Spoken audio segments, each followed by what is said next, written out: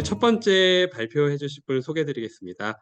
우리 김재윤 선생님, 네, 바로 시작해 주시면 되겠습니다. 우리 격려의 박수 부탁드립니다. 네, 감사합니다. 소개받은 김재윤입니다. 먼저 화면 공유하고 말씀드리겠습니다.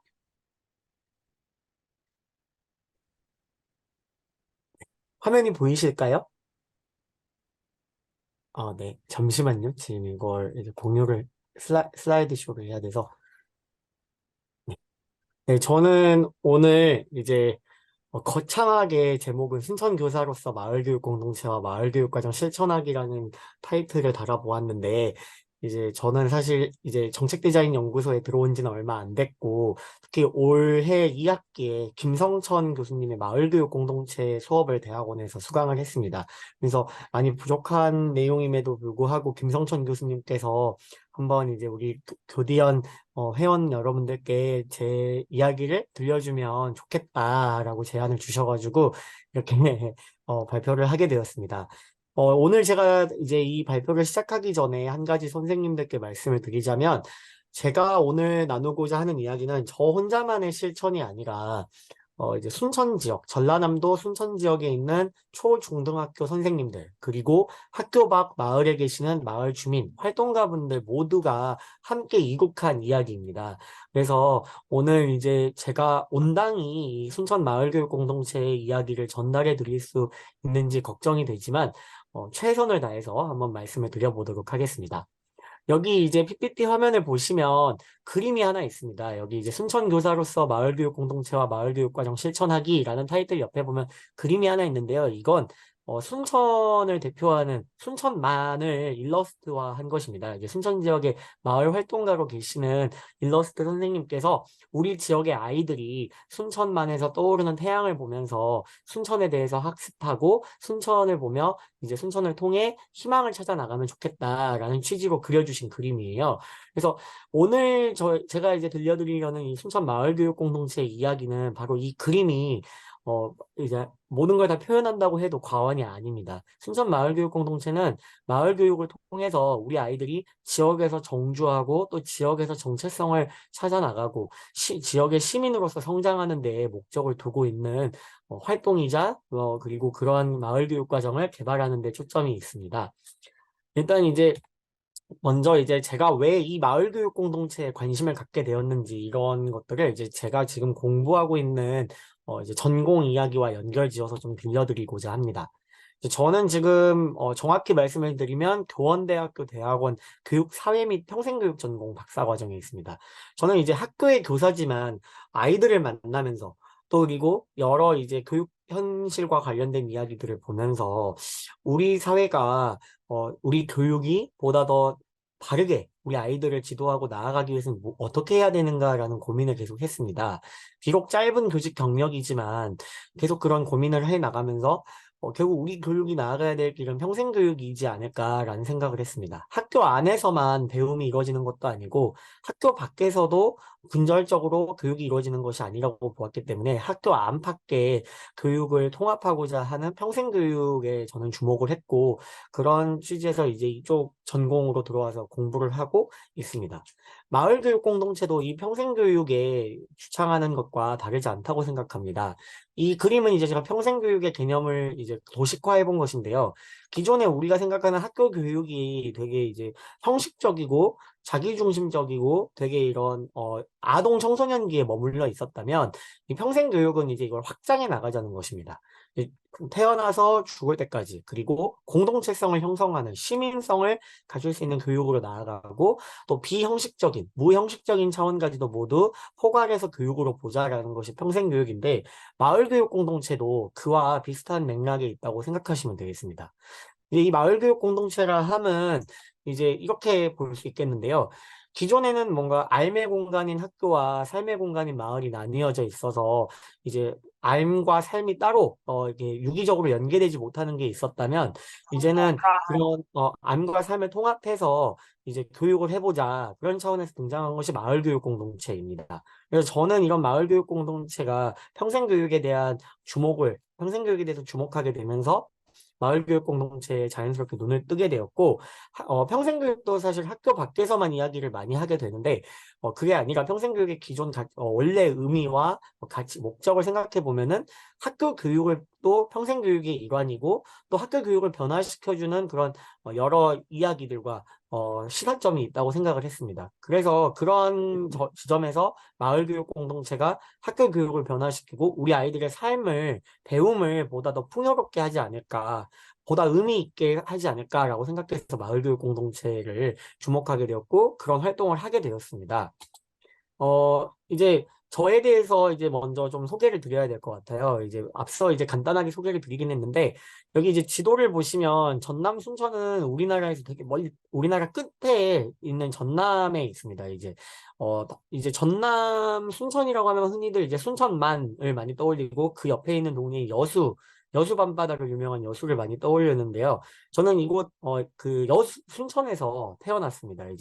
올해 나이가 딱 30이에요, 제가. 94년도에 전라남도 순천의 한 마을, 여기 이제 오늘 이따가 이제 제가 들려드릴 순천 마을 교육과정 중에 하나인 철도 마을 교육과정이 있는데, 그 철도 마을 교육과정을 만든 그 원천이 된 철도간사 마을에서 저는 태어났습니다. 그 후에 이제 교육에 대한 좀 관심이 있었고, 교사가 되고 싶어서 이제 교대에 입학을 했습니다. 그리고 그 이후에 이제 정상적으로 이제 대학을 다니고 바로 이제 임용에 합격을 해서 제가 이제 있는 제 고향으로 발령을 받게 돼서 되었습니다. 이때 근데 이제 2018년에 이제 제가 이제 발령을 받았는데, 이때 발령을 받았던 곳이 순천의 신도심 지역 이제 학교였어요. 근데 그 학교는 이제 순천 출신의 아이들이 많이 없었어요. 그래서 순천에 대해서 그래서 알지 못하는 아이들도 많았고, 그냥 그 신도심 지역의 특성상 학원을 다니고, 또 그리고 되게 입시나 경쟁에 되게 어려서부터 체화되거나 친숙한 경우가 많이 있더라고요. 그래서 저는 그런 아이들의 모습을 보면서 좀 변화된 교육을 좀 해줘야 되지 않을까. 특히나 이게 우리가 순천 사람인데 순천에 대해서 모르고 있다는 게 말이 될까라는 생각을 하면서 이제 2018년 교직 처음 발령을 받았을 때부터 이제 지역에 대한 교육, 지역과 관련된 학습을 어떻게 하면 좋을까라는 고민을 했었습니다. 그러던 와중에 순천에서 때마침 이제 2020년에 교육부 미래교육지구에 선정이 되고, 또 그 전부터 이제 마을교육 공동체를 활성화시키고자 하는 혁신학교의 교사들과 마을교육 활동가들이 있었는데, 그들과의 만남을 우연한 기회를 통해서 이렇게 마주하게 되면서 2020년 교직 한 3년 차 때부터 마을교육 공동체 활동을 시작하게 됐습니다.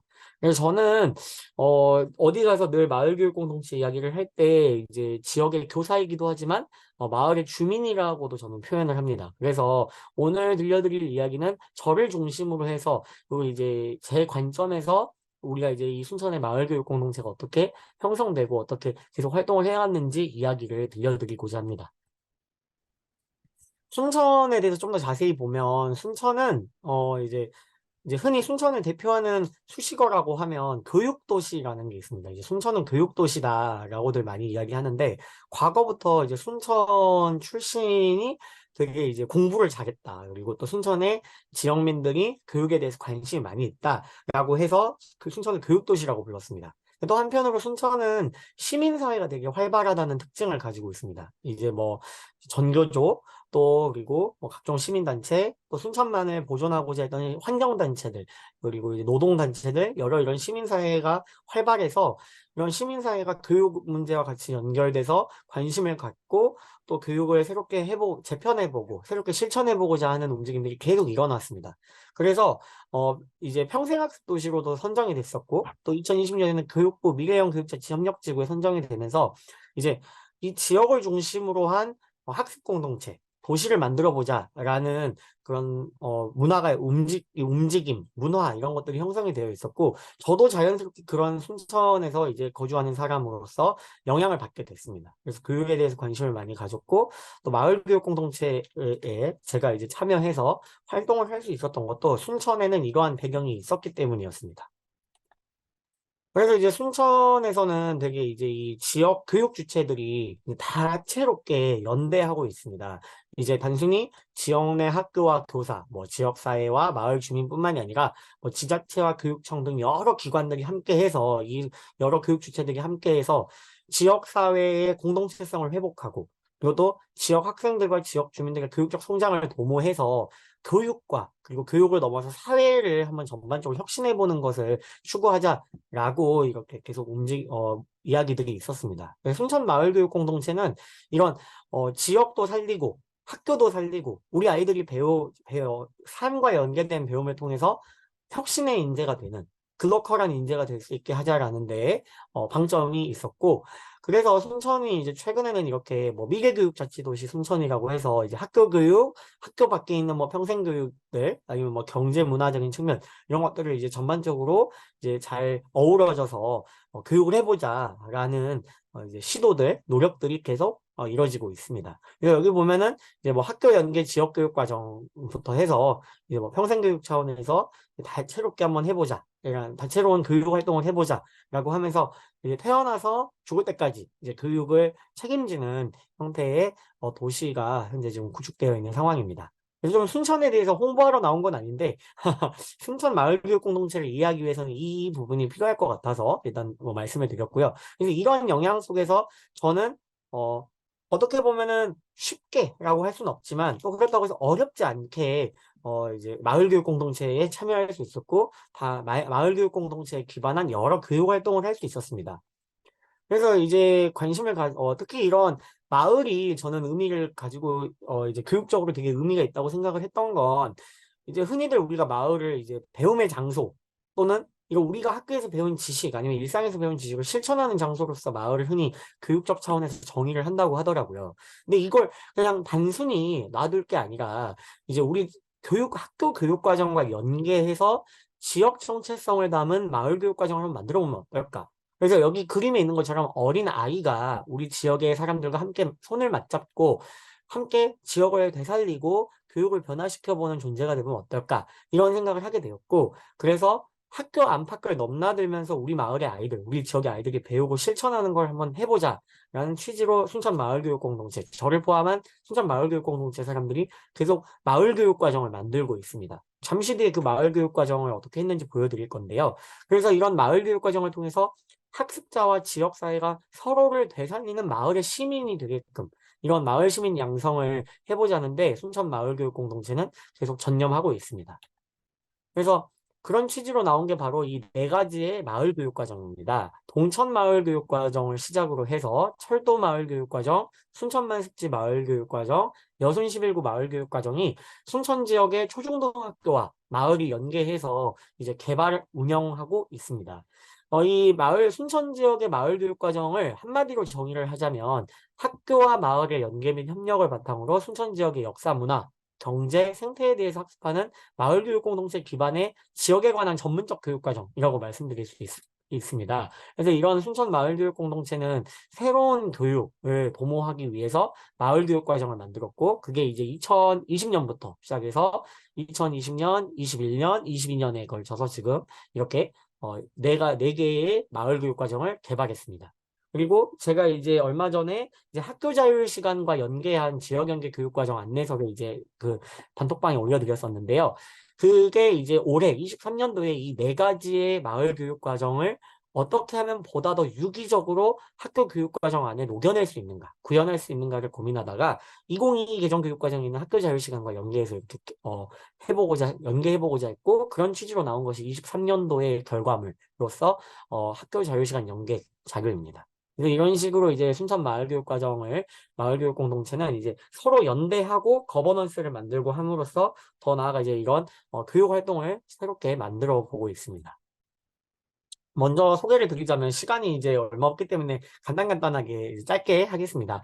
2020년에 처음 만들어진 동천 마을교육과정인데요. 이거는 이제 이 순천 지역의 대표적인 하천으로 동천이라는 곳이 있습니다. 이 동천을 소재로 해서 동천의 생태 환경을 통해서 우리 아이들이 생태 환경 기반 시민성을 함양하게 하는 데 초점을 두고 있는 교육과정입니다. 그래서 동천에 살고 있는 여러 동식물들 그리고 동천과 관련되어 있는 시민운동 이런 것들을 전반적으로 이 마을교육과정 안에서 다룸으로써 우리 지역의 아이들이 동천을 중심으로 해서 지역에 대해서 이해하고 생태환경 시민성을 갖출 수 있도록 하자라는 데에 중점을 두고 있는 마을교육과정입니다. 이 과정에는 교사, 마을교육활동가, 각종 시민단체 등이 함께 했습니다. 이렇게 구성은 이렇게 되어 있고요. 그래서 동천마을교육과정은 동천에 대해서 우리가 보다 체계적으로 한 발짝 한 발짝씩 더 이해할 수 있도록 하는 데에 초점을 두고 있습니다. 그래서 오른편 하단에 보시면 이제 실제 이 동천마을교육과정을 운영할 때 있어서 학교 교육과정에서 어떻게 운영하면 좋을지 이런 차시 운영 계획까지도 학기별로 이렇게 제시를 하고 있고요. 그래서 실제 이런 교육과정의 일반적인 형태를 취하면서 우리 학교에서 보다 마을과 연계를 도모할 수 있도록, 모색할 수 있도록 하고자 하고 있습니다. 네. 이런 식으로 실제 아이들이 활동했던 장면입니다. 여기 이제 오른쪽 하단에 있는 이 동천 생태지도는 참고로 여기 이제 보면 순천 삼산초 5학년이라고 되어 있는데 이 삼산초등학교의 아이들이 동천 마을교육과정을 배우고 나서 얼마 뒤 안 돼가지고 이 동천에서 갑자기 공사가 일어난 거예요. 이 동천 주변에 아파트를 건설한다고 하면서 동천 생태환경을 파괴하는 공사가 일어났는데 이 공사 때문에 동천이 파괴될 위기에 놓이니 지역 주민들에게 동천에 대해서 알리고 그리고 이 공사를 멈춰줄 것을 요구하는 걸 아이들이 시민으로서 학교와 마을 사람들과 함께 움직였습니다. 그래서 그때 이제 이 동천을 알리기 위해서 동천 생태지도를 제작을 했고, 실제로 그 아파트 공사가 멈춰졌습니다. 그 이후에 아파트 시공사 측과 협의를 해서 아이들이 동천 파괴를 최소화하는 형태로 이제 공사가 진행될 수 있도록 하였고요. 그래서 그때 이제 이 주변 동천 근린공원에 직접 아이들이 마을 교육 과정을 통해서 그리고 제작한 이 동천 생태지도를 이제 제작을 해서 이렇게 비치를 해 두었습니다. 그래서 이렇게 아이들이 직접 여기 보면 동천 현장에 나와가지고 이렇게 학교에서 수업도 듣고 여기 현장에 와서 실제 동천을 이렇게 경험하고 시도 써보고 이런 시민 활동을 하는 데까지 이렇게 결과를 내고 있습니다. 다음은 이제 철도마을 교육과정인데요. 철도마을 교육과정은 제가 참 애착을 갖고 있어요. 제가 태어난 이 마을이기 때문에 이제 되게 애착을 갖고 제가 이제 주도적으로 해서 만든 마을 교육과정인데 이제 이 철도관사 마을은 되게 이제 일제시대 이후에 건설이 돼서 이제 지금까지 이제 이제 산업화의 시기나 이촌향도의 흐름으로 이제 마을이 쇠락하기도 했지만 마을 공동체가 이제 구축이 돼서 이제 마을을 되살린 경험이 있는 역사적인 배경이 있는 마을입니다. 그래서 이 철도관사 마을의 여러 이제 역사 문화적인 측면들, 또 공동체성을 복원하고자 했던 이야기들, 이런 것들을 이제 마을 교육 과정으로 구현을 해서 관사 마을을 중심으로 하여 우리 지역의 역사와 발전, 공동체성을 탐색하는 데 초점을 둔 마을 교육 과정입니다. 그리고 이제 실제 구성은 이렇게 되어 있고요. 철도관사 마을에 와서 이제 철도관사 마을 직접 확인하기도 하고 마을 주민들과의 만남을 통해서 아이들이 공동체성을 길러나가고 하는 형태로 구성이 되어 있습니다. 또 여기 보면 진로직업 교육과도 연계할 수 있게끔 되어 있고 다양하게 이런 식으로 운영을 하고 있습니다. 시간이 없어서 빨리 하겠습니다. 그래서 이건 실제 교실에 가서 아이들과 마을교육 활동가 선생님들이 이렇게 교육을 해본 장면이고요. 이제 여기 이 오른편에 있는 거는 실제 철도관사 마을에 있는 이런 마을 박물관이나 마을 체험관에 와서 아이들이 마을이 어떻게 형성이 되었고 마을이 현재 우리에게 줄 수 있는 의미가 무엇인지를 배우는 장면입니다. 다음으로는 순천만 습지 마을교육과정이 있습니다. 순천하면 대표적으로 떠오르는 게 이 순천만 습지인데요. 이 순천만 습지는 람사르 습지로 등록됐고 또 유네스코 생물권 보존 지역으로 이제 지정이 되어 있습니다. 그래서 이런 순천만 습지는 우리 지역뿐만이 아니라 우리나라 전체에서도 세계적으로도 의미가 있는 생태 환경이기 때문에 이걸 중심으로 해서 우리 순천의 아이들이 생태 환경 기반 시민성을 더 높여보면 좋겠다. 또 생태 지속 가능성을 좀 학습해보면 좋겠다. 그리고 지역에 대해서도 고민해보면 좋겠다는 취지로 이제 만들어졌고요. 실제 구성은 이렇게 되어 있습니다. 이제 사람과 문화, 지속 가능성, 습지 생태, 연대와 실천이라는 영역을 가지고 세부 주제를 가지고 이렇게 세부 교육 내용을 이렇게 만들어 봤습니다. 자세히 보시면 앞서 이제 보여드렸던 동천 마을 교육 과정이나 철도 마을 교육 과정과 다르게 좀 더 체계화되는 모습을 보고 있어요. 이것도 이제 하나의 이제 흐름이긴 한데요.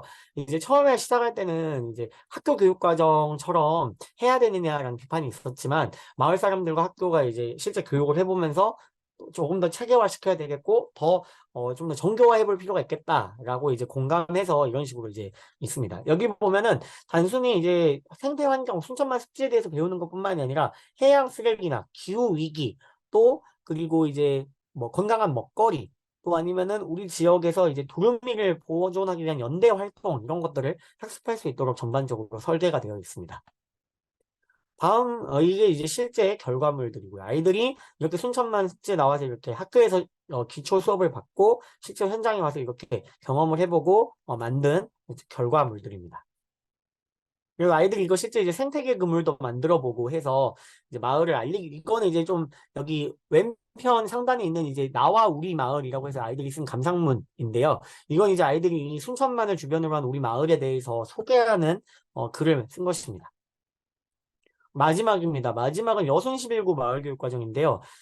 이제 순천 지역의 현대사이자 우리 대한민국의 좀 아픈 역사인데 이 여순 사건을 소재로 해서 이제 교육과정을 만들어 보았습니다. 이 2022년에 만들어졌는데요. 2022년에 왜 이 여순 마을교육과정을 만들게 됐냐면 2021년 말에 이제 국회에서 여순 사건 명예회복에 관한 특별법이 진상규명 및 명예회복에 관한 특별법이 통과가 됐습니다. 그래서 우리 지역의 아이들에게 이제 이런 여순 사건을 알려야 되지 않겠냐라는 마을교육 공동체 차원의 논의가 있었고 그래서 그 법률이 기반이 돼서 이제 여순 교육을 해보자 라고 하면서 여순 사건 기반의 민주시민 교육을 추진하게 되면서 여순 11구 마을교육과정을 하게 됐습니다. 그래서 기존의 이 여순 사건에 대한 오해나 왜곡이 역사 교과서에서 많이 등장하거나 아니면 이제 유튜브 같은 데서 이제 극우 유튜버들이 되게 부정적으로 이걸 이야기하는데 그런 여순 사건에 대한 오해를 풀고 바르게 이해를 해서 평화인권 감수성을 함양하게 하자라고 하는 취지에서 만들어졌습니다. 보시면은 이제 되게 더 정교화되고 있어요. 실제 뭐 비전, 인간상 핵심 역량까지 제시하고 실제 구성을 이런 식으로 배우기, 만나기, 표현하기, 치유와 회복까지 저희는 또 이게 평화 감수성 교육이나 회복적 정의 이쪽과 초점을 둬서 여중 사건에 관련된 이제 올바른 이해를 도모하고자 했고요.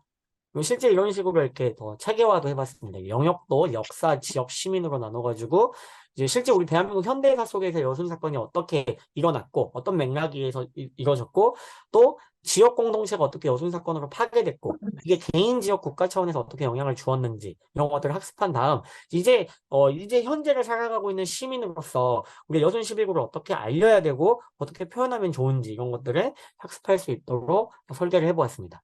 그리고 실제 이제 2022 개정교육과정에서 이제 학교 교과목이나 뭐 선택 교과목 이런 이야기들이 나오다 보니까 보다 구체적으로 활용할 수 있게 성취 기준도 한번 자체적으로 한번 만들어 보기도 했고요.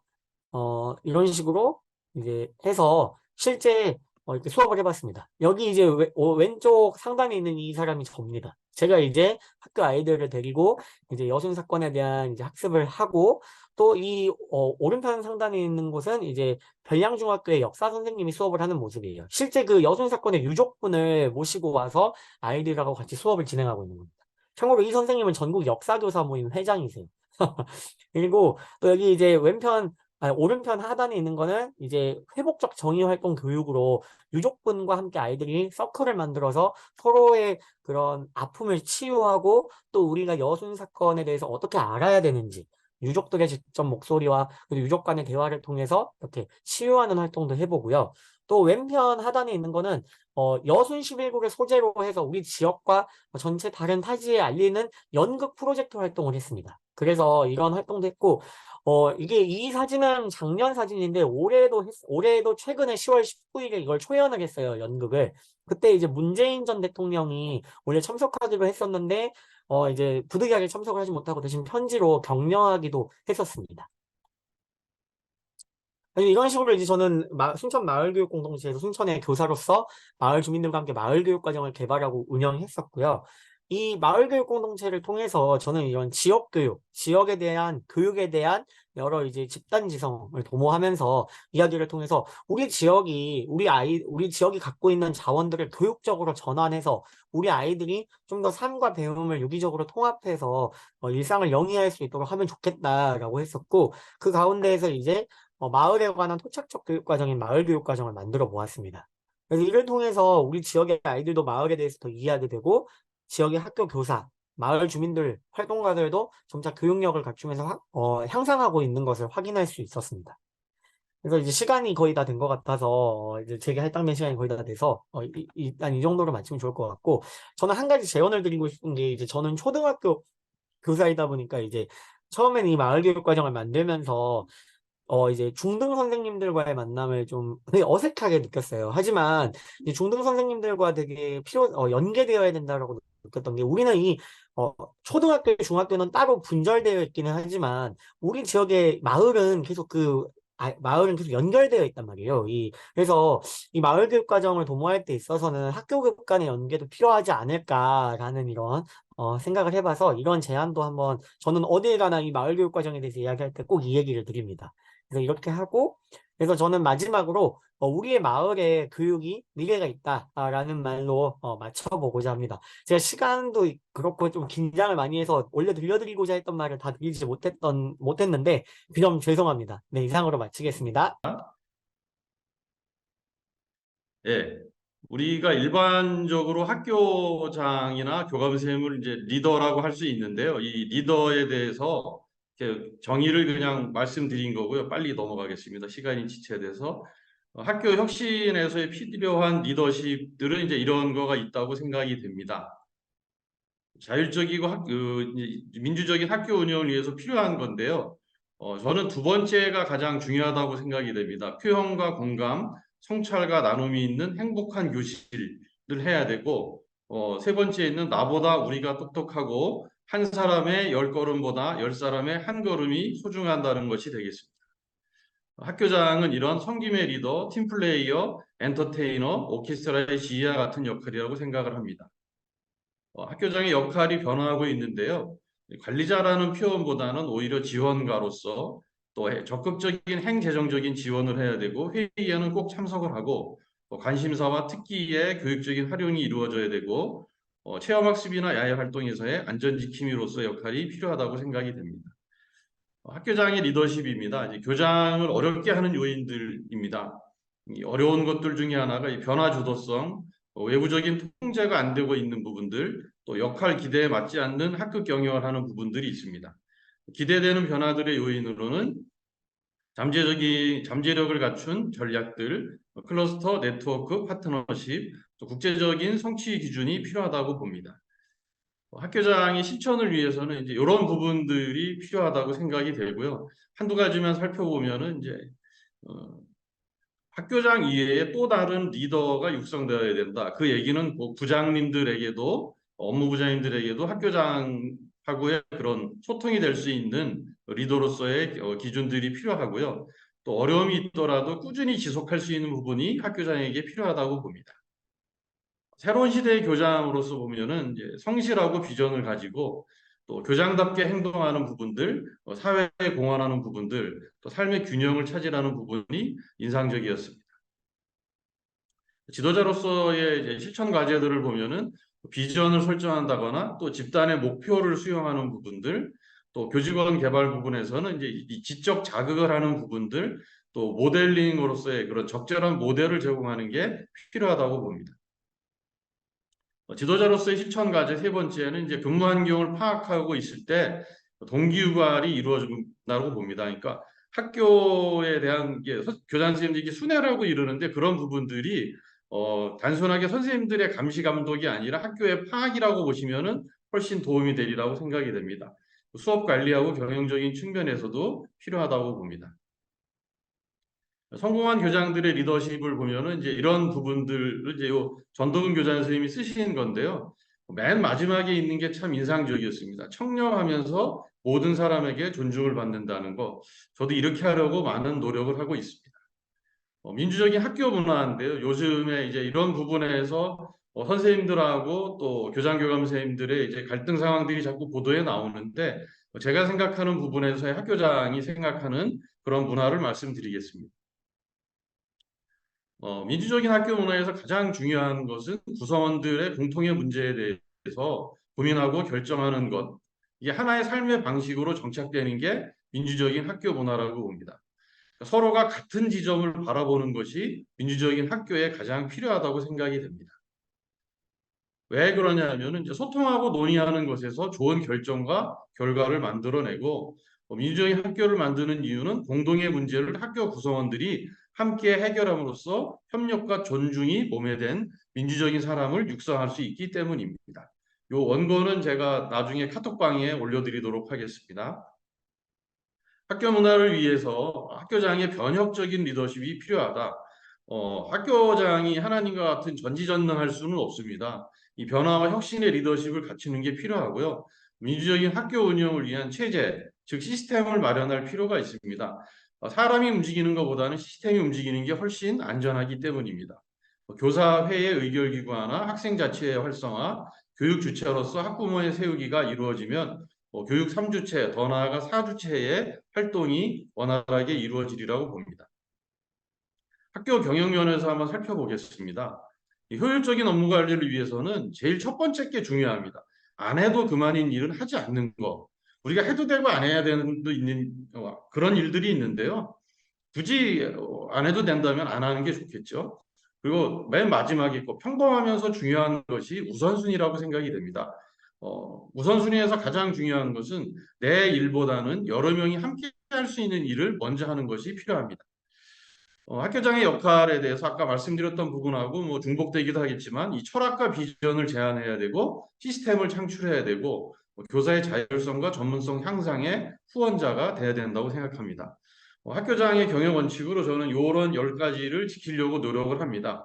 특히 중요하게 생각하는 게 10번째입니다. 신뢰감을 갖고 결단을 하는 것입니다.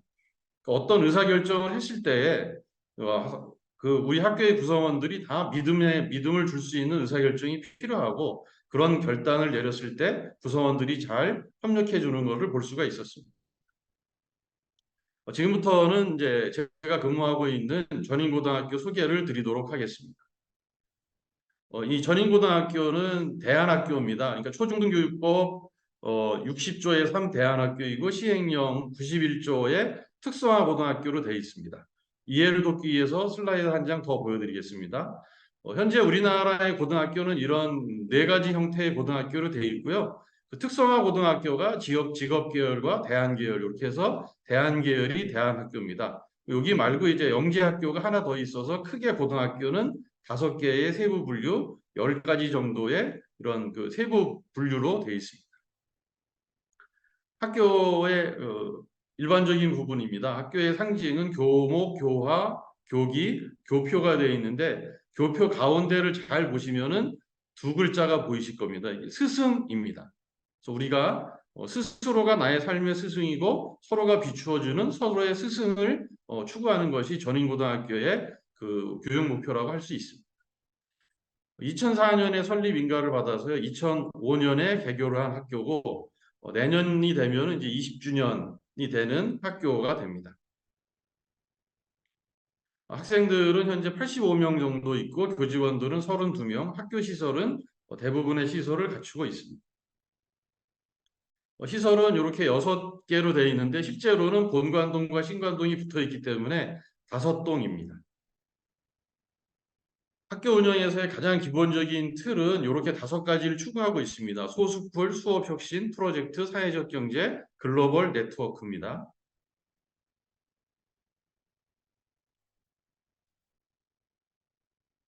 이 소스쿨 담임제는 이제 일반적인 그 행정 담임하고 다르게 저희가 소스쿨 담임제라 그래서 이제 같은 진로, 같은 적성의 학생들이 1, 2, 3학년 통합 학급으로 운영이 되어 있습니다. 그 운영은 현재 9반으로 사회과학, 인문과학, 교육복지심리, 경제경영, 응용과학, 자연과학, 수학정시, 미술영화, 음악체육 이렇게 9개의 반으로 되어 있습니다. 교육청에서 허가내 준 거는 6반인데요. 실제적으로는 이렇게 9반으로 되어 있고 9명의 담임 선생님이 생활기록부를 기록하고 있습니다.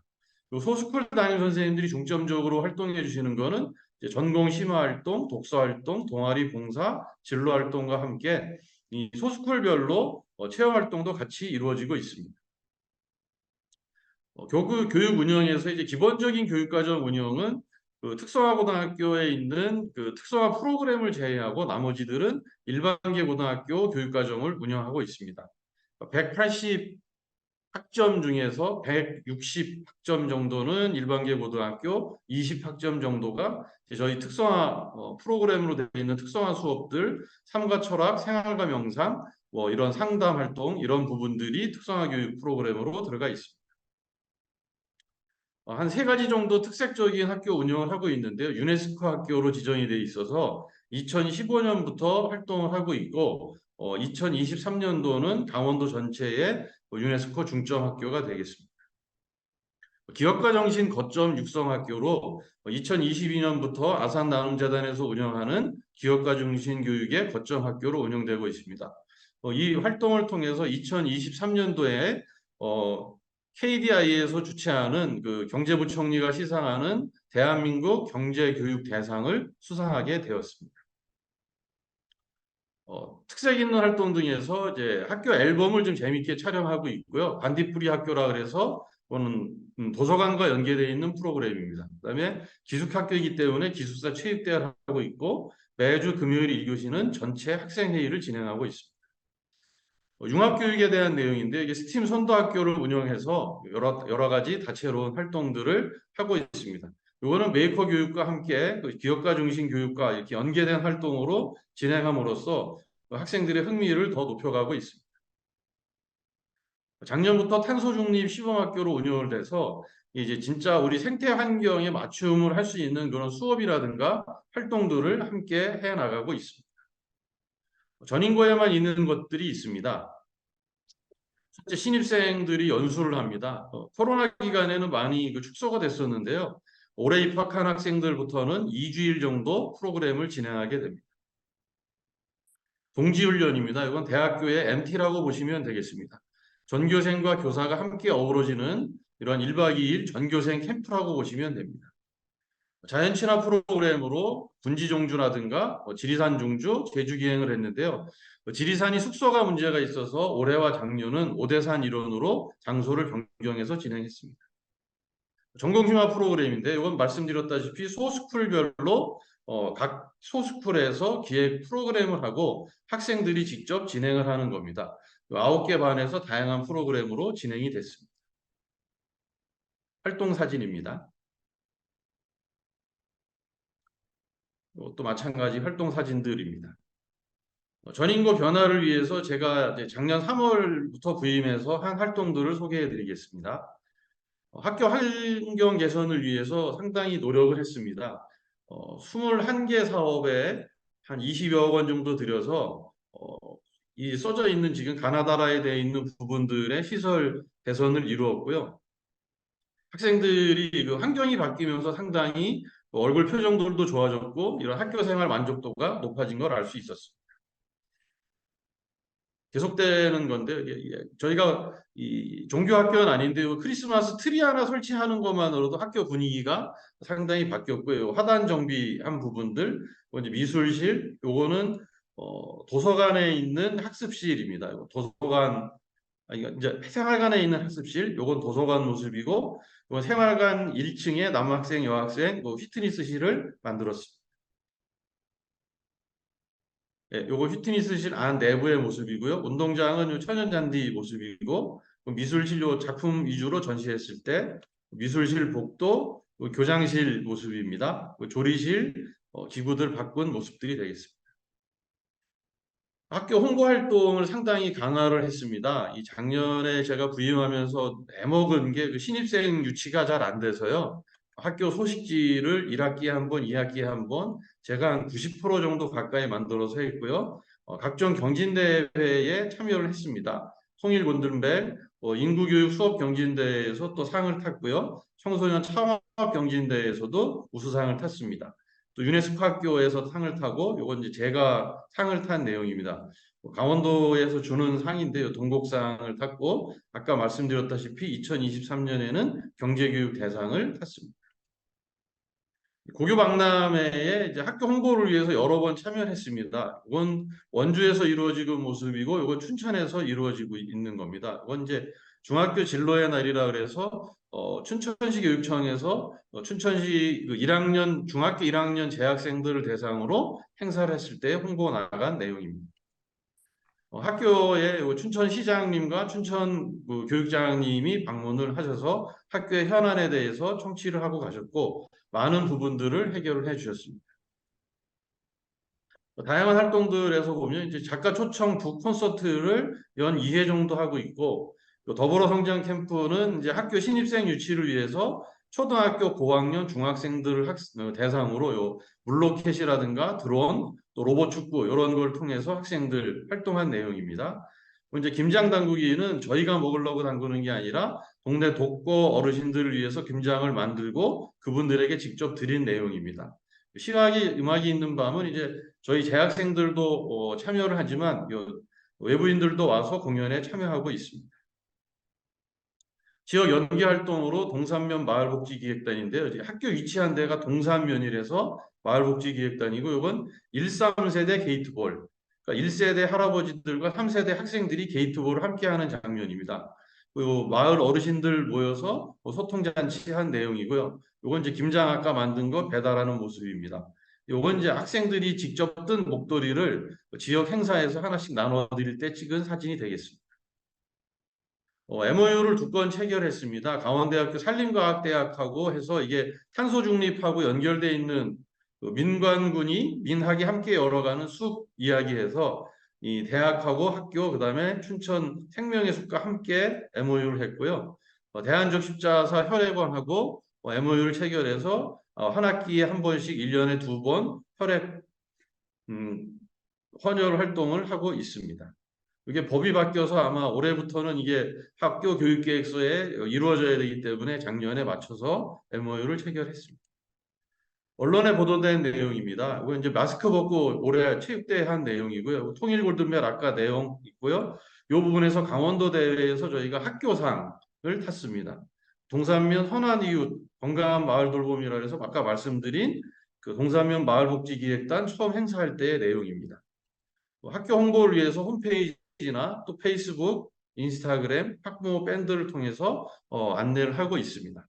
이상으로 짧게 말씀을 드렸습니다. 마치겠습니다. 저 발표를 맡은 세종의 소담초교사 정혜숙이고요. 그 오늘 발표 내용은 저희 그 교육정책전문대학원에서 세미나 할 때 교수님이 불러주셔서 한번 했던 내용인데 우리 연구소 회원 선생님들과 함께 좀 더 나누면 좋을 것 같다고 추천해 주셔서 약간 재탕과 지난 4월 정기 모임에서도 저희 학교 사례를 좀 발표했었는데 비슷한 내용들이 좀 나오고 있습니다. 저희 학교 소개를 조금 하고 시작하자면 저희 2016년도에 개교한 비교적 최근에 그 혁신학교고요. 현재는 한 1200명의 학생 그리고 57학급 규모 교직원이 100명이 좀 넘는 큰 학교입니다. 그래서 소개 사진으로 가져온 지금 장면들은 저희 학교 개교기념일이랑 어린이날이 비슷한 때라서 이제 매년 5월 4일에 소다미의 날이라고 하는 행사를 해요. 그리고 이날 저희 드레스 코드가 있는데 그 무지개 색깔 옷 중에서 하나를 입고 오면 이제 색깔을 맞춰갖고 같이 사진을 찍는 그런 날들인데 보시면 처음엔 저희가 막 7명의 색깔을 맞춰서 찍느라 애를 쓰다가 지금 그라데이션 형태로 모여서 단체로 찍는 그런 사진들을 찍고 있고 선생님들도 여기에 진심이셔서 학년별로 그 색깔 세팅을 하시고 겹침 없이 혹은 그 공백 없이 하면서 이런 사진 콘테스트들을 하고 계시고 뭐 서로를 넘어서기 위한 도전들 그리고 올해 가장 그 핫했던 최고의 사진은 올림푸스 신전을 그 어떤 이제 경지에 올라서 그 다양한 조화로움을 추구하고 계신데 그 학교의 개성이라든지 문화 같은 것들을 좀 보여줄 수 있는 사진인 것 같아서 보여드렸고 저는 보면서 이 재미와 즐거움을 느낀 교사들의 자발성의 끝은 어디인가 개인적으로는 이런 생각을 학교에 근무하면서 하고 있습니다. 그래서 이제 올해 이슈와 관련해서 저희 학교도 이제 뜨거운 여름을 보냈는데 그 개학 즈음에 이런 현수막이 걸렸어요. 파란색 현수막이 먼저 걸렸는데 그 학부모 회에서 걸어준 현수막이었거든요. 근데 이게 제가 파악했을 때는 전국에서 최초의 현수막인데 이후에는 사실은 많이 뭐 걸리긴 했지만 어쨌든 세상에서 가장 아름다운 단어가 선생님입니다. 이제 응원하는 현수막을 걸어주시고 이거에 대해 되게 뜨거운 가슴을 느낀 선생님들이 교사회 차원에서 그 감동하는 화답하는 그런 현수막을 걸기도 했습니다. 그리고 또 현수막뿐만이 아니라 각 학급별로 그 학부모님들이 편지들을 모아가지고 선생님들한테 개별적으로 편지들을 보내주셨고 선생님들도 이것에 대해 감사하는 그 편지글을 모아서 또 안내문으로 발송하기도 하고 하는 이런 아름다운 과정이 있는 그런 학교였는데 이제 저희도 여기서 지나간 화살이 이제 어디서 터졌냐면 그 노란 버스법을 두고서는 화력이 이쪽으로 옮겨 붙어서 사실은 큰 갈등을 겪었어요.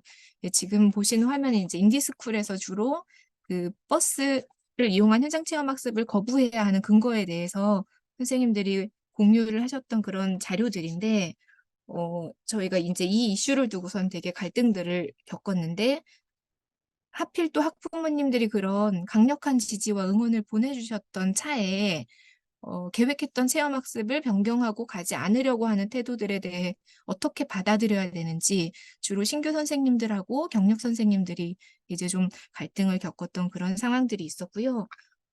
공교롭게 이제 몇 개 학년은 체험학습을 계획대로 가기도 하고 또 몇 개 학년은 버스 없이 걸어서 가겠다 하는 체험학습을 선택했는데 공교롭게 계획대로 설득을 해서 구성원과 버스를 빌려 탄 학년이 사고가 났어요. 그리고 뭐 다행히 이제 많이 다친 친구도 없고 수습도 평소에 신뢰관계가 학부모님들과 있어서 빠르게 수습은 됐지만 이제 그 가고자 했던 그 교육적 의지를 갖고 있던 선생님들이 마음을 쓰게 되는 그런 상황이 좀 있었는데 이제 이러저러한 상황을 거치면서 제가 서희초 사태가 우리한테 남긴 게 뭘까 이런 정리를 하던 중에 우리가 학교가 운영되는 여러 가지 모습 중에서 이제 제도와 규정으로서 운영되는 원리가 너무 막강해지는구나 그런 징후들을 좀 느꼈고 그런 측면에서 학교 자치를 해오던 그 맥락들은 어떻게 소화하고 지속할 수 있지? 뭐 그런 뭐 답답함과 안타까움들이 좀 들었습니다. 그래서 우리를 제한하는 혹은 정의 내릴 수 있는 한계들이 무엇인지를 파악하고 그것에 대한 권한을 파악해서 이걸 좀 교육적으로 넘어보려고 시도하는 것들이 어쨌든 자치의 힘이라고 생각했는데 그것들이 다 깨지는 것 아닌가 이런 우려 속에서 좀 고민을 하게 되었고 오늘 말씀은 이것과 관련된 교육계 현상들을 어떤 해법을 갖고 좀 접근할 수 있을지를 소담초의 사례를 가지고 좀 말씀드려보고자 합니다. 제가 파악한 현상은 이제 이 교육의 법화 현상과 생활 세계 식민화라고 하는 하버머스의 관점들인데요. 보시면 몇 가지 징후들이 있었어요. 오른쪽 사진 혹시 갖고 계신 분 스티커인데 계실 수 있는데 그 최근에 집회에서 여지껏 여러 차례에 걸쳤을 때 집회에서 활용되었던 그 섹션 카드들, 그 문구가 담긴 것들을 총 정리해서 모아놓은 것들을 집회 굿즈로 이제 만들어서 배부를 해주더라고요. 그리고 그 관련해서 좀 찾은 게 그 김용 교수님이 그 쓰셨던 법화 현상을 학교폭력과 연결지어서 쓰신 논문이 있는데 거기에 이미 1980년대의 진단 아래 그 읽기 쓰기 세막에 이어서 학교 교육의 네 번째 R이 등장했다. 그 R은 룰이라고 하는 규칙이다. 이런 설명과 함께 지금 그 학교 폭력과 관련된 것, 또 교권 침해, 그리고 아동 학대 이런 세 가지의 그 트라이앵글이 학교를 옥죄해 오는데 그 제일 먼저 도입되었던 학교 폭력 예방법에 의해서 그 제자들이 가해자와 피해자의 관계로 남게 되고 그 안에서 절차만이 남게 되면서 학생과 스승 사이의 교육 관계라는 것들이 왜곡되는 것들을 지적하고 계셨습니다. 그리고 학교라고 하는 곳은 사실은 공동체가 생활하기 위해서 어떤 규범과 절차가 응당 필요하기 마련인데 이 사법적 관점들이 들어오게 되면서 다른 절차와 목적이 학교를 잠식하게 되고 거기서 일어나는 우려들에 대해 지적하고 있었고 뭐 그것 중에 하나가 사실 지금 오른쪽에 보시는 우리들의 목소리들이 결과적으로는 이 법에 의해서 잠식되는 학교 세계를 다시금 법으로서 해소하려고 하는 그런 반응들로 나타나고 있지 않나. 아동복지법에 대한 개정, 뭐 생활지도권을 보장해라, 생존권을 보장해라, 뭐 이런 그 외침과 목소리의 반응들도 결국은 거기에서 자유롭지 못한 그런 현상들에 대해서 좀 파악을 해보려고 했고요. 뭐 일각에선 그런 얘기들을 하더라고요. 어, 지금 변호사가 9,200명인 시대에 이혼 시장에 이어서 학폭이나 아동학대 시장들이 그 변호사 사이에서 굉장한 블루오션으로 떠오르고 있고, 그런 안에서 더 과잉되고 폭발되고 있는 부분들이 있다라고 하는 지점들을 볼 때 이 현상들을 좀 어떻게 바라봐야 하는가 저희가 생각해 볼 지점들이 있다고 생각합니다. 그리고 이 책에 의한 생활세계 식민화도 그 하버마스가 주장했던 내용들인데, 이 원래는 의사소통에 기반해서 운영되고 있던 생활세계가 그 점점 합리화되는 과정을 거치고 분화되게 되면 이 체계로서 발전되게 되는데, 뭐 시장이나 정치나 교육도 하나의 체계라고 볼 수 있고, 뭐 종교 같은 것들도 체계라고 볼 수 있습니다. 근데 원래 생활세계는 그 의사소통이라고 하는 상호작용의 매체가 있었는데, 이것들이 체계로 발전되면서 이 조절되는 매체들이 달라지게 되는 거예요. 예를 들면 시장에서는 화폐가 그 조절 매체로 등장하고, 정치에서는 권력이 그런 역할을 하게 되는데, 이 체계가 더 커지게 되면서 거꾸로 생활 세계가 소외되고 하부 영역으로 떨어져 나오는 과정들이 일어나는 모습을 보면, 이 화폐 화폐라고 하는 것과 권력이라고 하는 것들이 이 법제도 안에서 그 주요 매체로 등장하게 되고, 이 것들이 결국은 법에 의해서 식민화하게 되면서 어떻게 우리 교육이라든지 생활 세계가 법에 의해서 돌아가게 되는지에 대한 설명들을 하고 있거든요. 그리고 이러한 문제 해결을 하버마스는 의사소통적인 합리성으로 회복을 해야 한다, 뭐 그런 대안들을 이야기를 하고 있습니다. 그래서 이 얘기를 다시 가지고 오면 학교 안에서의 의사소통을 어떻게 다시 회복할 것인가, 이런 뭐 논리로 좀 연결해 볼 수 있을 것 같은데요. 이 소통에 대한 부분들을 선생님들과 이야기를 나눠보면, 어, 교사나 학부모가 생각하는 소통이 좀 동상이몽이 존재한다. 교사들은 대체적으로 정보를 많이 주는 것을 소통이라고 생각하고 있는 반면, 그 학부모님들은 개별적인 학생에 대한 뭐 이해라든지 정서의 교류와 감정에 대한 요청을 하고 있는데, 그런 어긋남의 부분들이 있는 것 같고, 이 안에서 서로의 의견이 일치 않을 때 과연 조정작용은 있는지, 그 의사소통 합리성이라고 하는 것은 그 상호 대상을 전제하고 그 안에서의 어떤 조정과 쟁의 과정이 있는 것을 담보하는 것인데, 어, 학교 안의 의사소통이 과연 그러한지를 좀 볼 필요가 있고, 지금의 젊은 선생님들이 주로 선호하는 매체들은 무엇인가를 좀 생각해 보면, 뭐 맥루안이라는 사람이 했던 유명한 말 중에 그 미디어가 메시지라고 하는데, 그 지금 젊은 세대들이, MZ 세대들이 갖고 있는 폰 포비아 현상 이런 것과 연결지어서 보면 소통을 뭐 대면이나 전화조차도 아니고 주로 뭐 밴드나 메시지나 문자 형태들을 선호하고 있더라고요. 그래서 그런 측면에서 학교 안의 의사소통들을 좀 성찰해 볼 측면이 있다고 생각했습니다. 그리고 어, 학교 안에서 어떻게 가능한지를 좀 소담초 사례랑 연결지어 보려고 하는데, 그 학부모관이라는 말을 좀 제시하고 싶어요. 그러니까 그 교사관, 교육관, 평가관, 수업관 이런 말을 하는데, 우리가 여전히 낯선 말로 존재하는 학부모관에 대해 좀 생각해 볼 필요가 있고, 저희 역시도 이게 16년도에 소담초가 혁신학교 처음 공모할 때 계획서인데, 그 12가지 과제 중에 우선순위와 뭐 해야 할 일들을 정하는 부분에서 가장 설득력과 마음이 덜 가는 일로 여겨지는 것들을 후순위에 배치를 했거든요. 예, 보시면 3년 차에 3주체가 함께 협의하는 것, 그리고 이제 가장 마지막에 학부모가 참여하는 것, 최대한 미루고 싶었던 과제였어요. 근데 어, 심지어 어떤 얘기를 했냐면 학부모회를 없애는 게 혁신이다.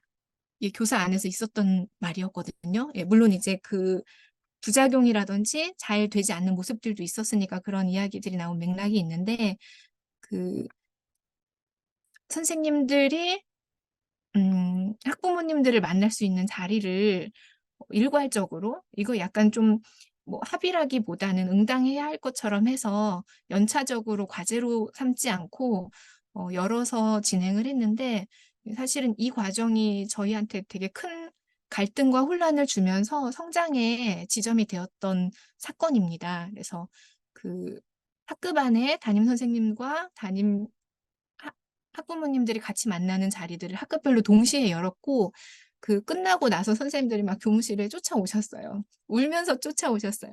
왜 이런 자리를 만들어서 우리를 이런 곤란에 빠뜨리게 하느냐부터 그 세세하게 받았던 인신 공격과 그 각종 자잘한 민원들을 막 꺼내놓으시면서 되게 속상해 하셨는데 저는 그때 이제 교사를 지원하는 연구 업무를 맡고 있었는데 너무 조마조마한 거예요. 이 학부모한테 문턱을 여는 이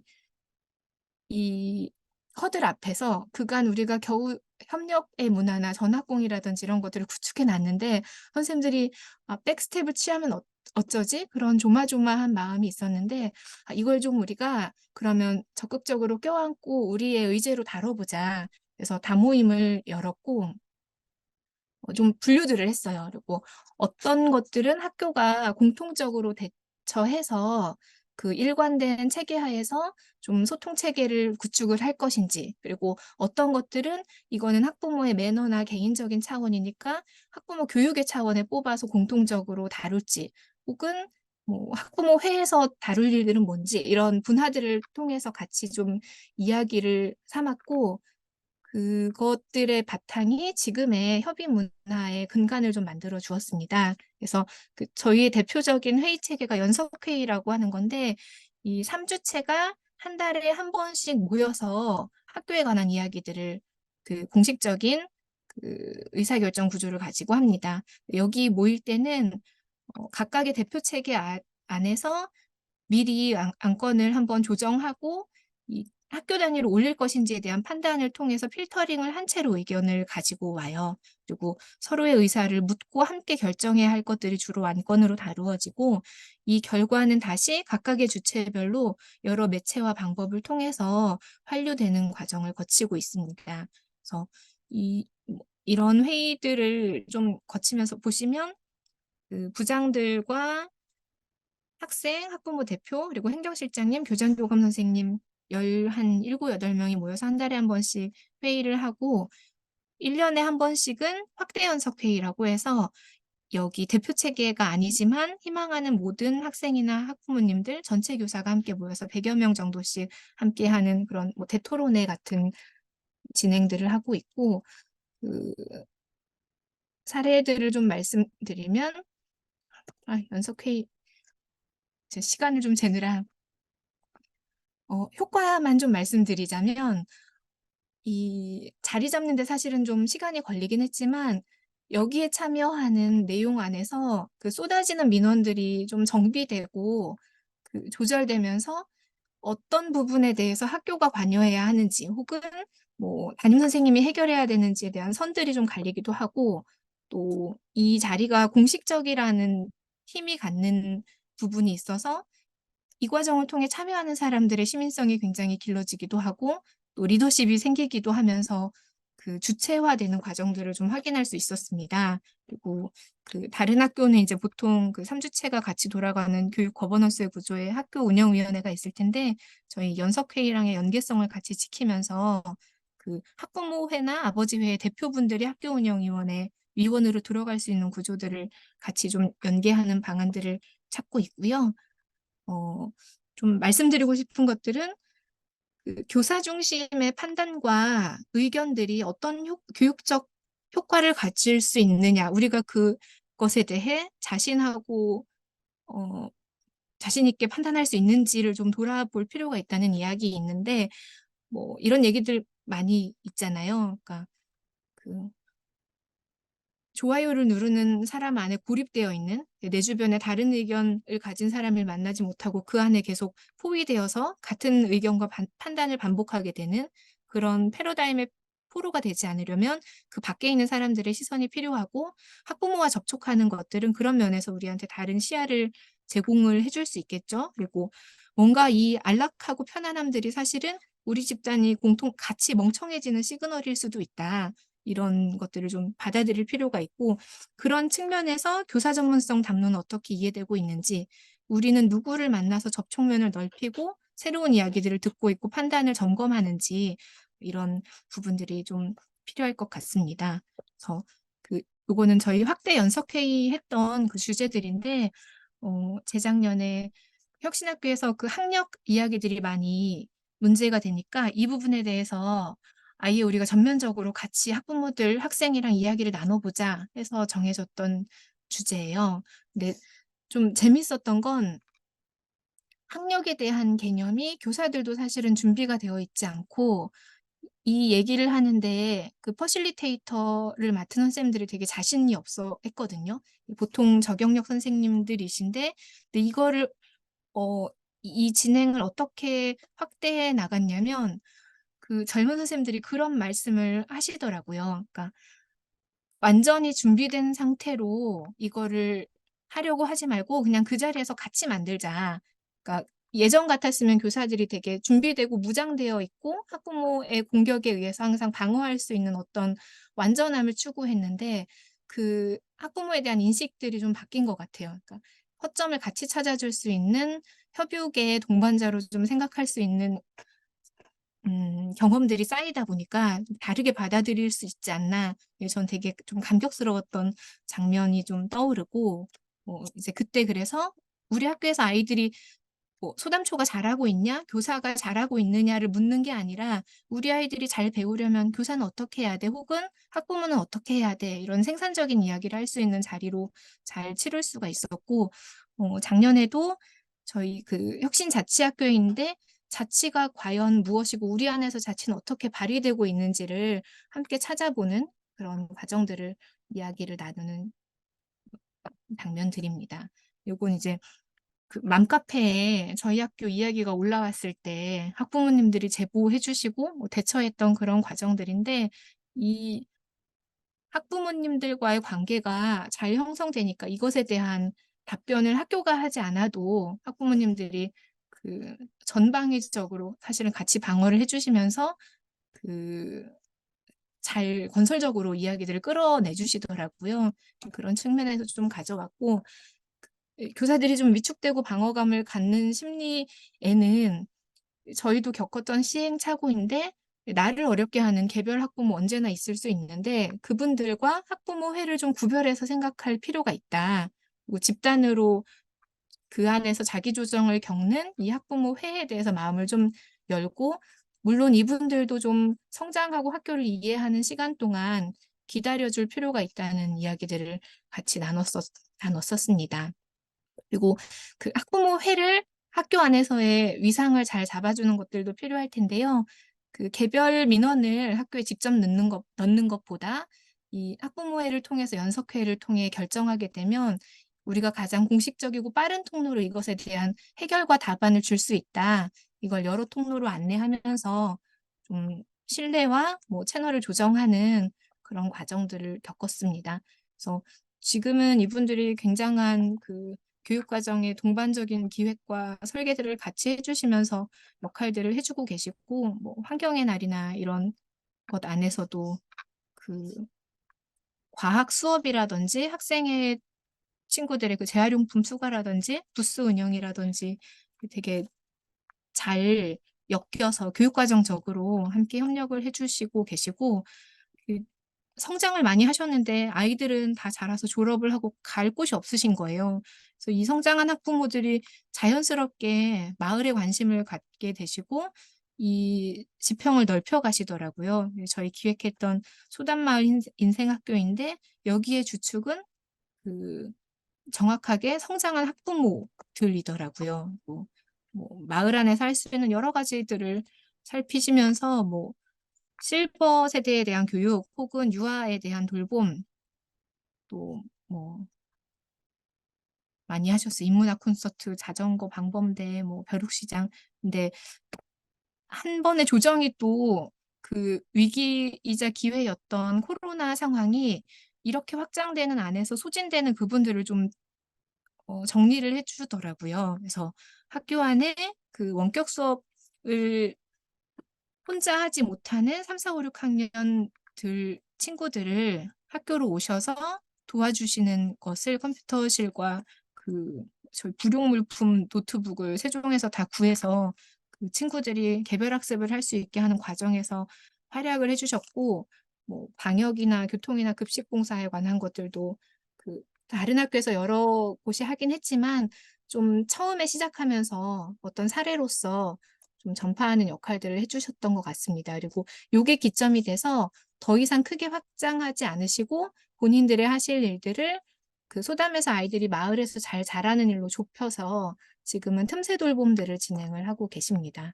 그래서 뭐 전통놀이라든지 책 읽어주는 활동들을 주로 해주시고 계시고 재교육에 관한 부분들도 스스로 양성 과정들을 운영하시면서 지금은 뭐 축제 때 문을 열어주시는 것 이외에 이 풍물단들이 다른 학교에 가셔서 공연도 하시고 새로운 직업들을 찾으셔서 자기 개발들을 하고 계시고 아버지 회들도 그 굉장히 펼쳐져 있는데 놀라운 것은 이분들이 자기 삶에서의 변화들을 겪으시는 거예요. 그러니까 이런 역할들을 해보시다 보니까 그 삶의 관점들이 조정되셔서 뭐 계신 직장 안에서 뭐 노조위원장 같은 데 출마하시기도 하고 세종의 지역의 뭐 로터리 클럽이나 다양한 쪽으로 관심을 갖고 공동체를 꾸리는 것들에 대해 그 좀 어른들의 모습들도 변화하는 것들을 확인할 수 있었습니다. 그러니까 그 이런 경험 안에서 좀 넘어갈게요, 시간들이. 결과적으로 우리가 좀 얻을 수 있는 시사점은 무엇인가? 이제 그거를 이제 제가 정리했던 게 논문이었는데, 이 경험들이 기존의 학교 모습보다 조금 더 나아가려고 하는 어떤 경향들을 보여주더라고요. 그래서 그 관행화된 모습들도 있지만 자율과 책임을 좀 적극적으로 쓰려고 하는 어떤 최대주의의 모습들도 보여주었고, 또 자치를 이해함에 있어서 그 한정된 안에서 하려고 하는 것이 아니라 이 구획 밖으로 나아가려고 하는 그 한계를 좀 넘어서 보려고 하는 도전적인 모습들도 확인할 수 있었고, 또 새로이 주어지는 위기 안에서 우리만이 해본 어떤 판단들이 저희들의 전문적인 자본이 되어서 이것들이 결과적으로는 교사 전문성이 되더라.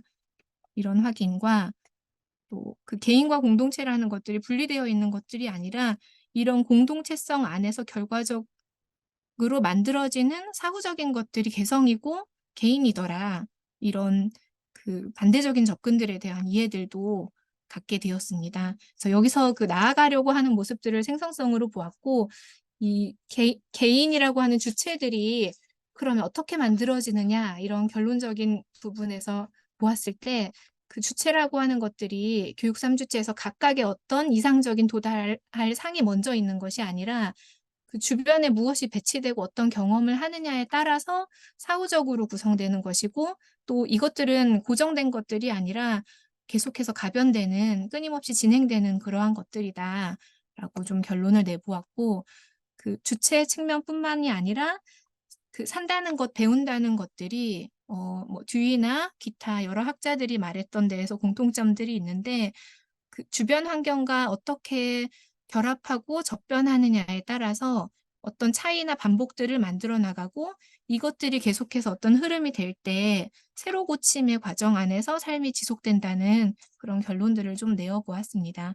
그래서 처음의 주제로 다시 돌아와서 이야기하자면 그 표준이라고 하는 것들이 존재하고 이것들을 재현해내는 관점 안에서 사실은 법도 이 사법적인 공간의 해석으로 학교 안에 밀려 들어오는 것들이 있는데, 이거를 교육적 공간 안에서 우리가 교육적 해법으로 마련하려면 어떠해야 할까? 그것에는 공동체가 같이 이야기하고 우리만의 규범과 절차를 찾으면서 생활 세계를 회복하려고 하는 노력들이 어쩌면 해답이 될 수 있지 않을까라는 생각을 했고, 그 알피콘이 했던 유명한 이야기 중에 뭐 이 규칙을 누가 만드냐가 왜 중요하냐면 규칙 그 자체의 뭐 내용이나 방법이 아니라 그거를 함께한 대화 안에서의 가치가 발견되는 것이다라는 이야기를 했는데 결론적으로 이 학교라는 생활 세계를 회복하기 위해서 의사소통 행위를 통해 우리 공동체의 규범을 세우는 일들이 좀 필요하다. 이런 걸로 내용을 우선 마치도록 하겠습니다. 네.